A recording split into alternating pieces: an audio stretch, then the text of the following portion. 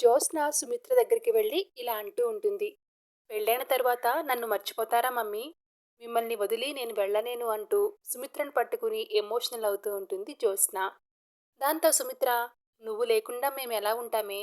నువ్వు మా కూతురివి కాదా ఏంటి? మేమేమన్నా పరాయి బిడ్డను పెంచుకున్నామా? నేను నిన్ను కన్నతల్లినే. నువ్వు నాకు ప్రాణం పోసావే. నువ్వు ఇంటి మహాలక్ష్మివి. నువ్వెక్కడికి పోవు. మాతోనే ఉంటావంటూ సుమిత్ర కూడా జ్యోత్స్నని పట్టుకుని ఎమోషనల్ అవుతూ ఉంటుంది. ఇక అది చూసిన దశరథ కార్తీక్ దగ్గరికి వెళ్ళి, ఏంట్రా జ్యోత్స్న ఇలా మాట్లాడుతుంది అని అడుగుతాడు. అవును మావయ్య, ఈ పెళ్లి తరువాత జ్యోత్స్న నిజం చెప్పేస్తానని అంటుంది అని కార్తీక్ దశరథ్ తోటి చెప్తూ ఉంటాడు. ఆ మాటతో దశరథ్ జ్యోత్స్న దగ్గరికి వెళ్ళి జ్యోత్స్న తలపై చేయి వేసి, నువ్వు మాతోనే ఉంటావు. కన్న కూతురు పెంచిన కూతురు అని ఏం ఉండదు. చెప్పాలంటే కన్న కూతురు కంటే పెంచిన కూతురిపైనే ప్రేమ ఎక్కువ అంటూ జ్యోత్స్నని దగ్గరికి తీసుకుంటాడు దశరథ. ఇంతలో శుభలేఖలు రావడంతో, అమ్మ దీప, మొదటి శుభలేఖ తీ అమ్మా అని అంటూ ఉంటాడు శివన్నారాయణ.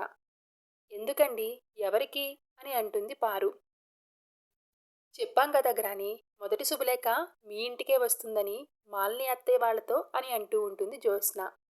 అర్థమైంది కదా, మొదటి శుభలేఖ నేనే స్వయంగా పట్టుకుని వెళ్ళి ఇస్తా అని అంటాడు శివన్నారాయణ. ఇక మరోవైపు దీపా కార్తీక్లు పెళ్లి పనుల్లో బిజీ అయిపోతారు. వాళ్ళకి చెప్పు వీళ్ళకి చెప్పు అంటూ దీప తెగ హడావిడి చేయడంతో, వామ్మో, జ్యోత్స్న నీ సొంత చెల్లి అయితే ఇంకెంత హడావిడి చేసేదానివో అని అంటూ ఉంటాడు కార్తీక్. జ్యోత్స్న నా సొంత చెల్లె. ఈ పెళ్ళి నా చెల్లి కళ. చెల్లి కళ అక్క బాధితే కదా అని అంటుంది దీప. ఆ మాట విన్న జ్యోత్స్న దీప అంటూ గుండెలకు హత్తుకుని కన్నీళ్లు పెట్టుకుంటుంది. ఇన్ని రోజులు నిన్ను అపార్థం చేసుకున్నాను. నీ మనసు నాకు ఇప్పుడే అర్థమైంది దీప.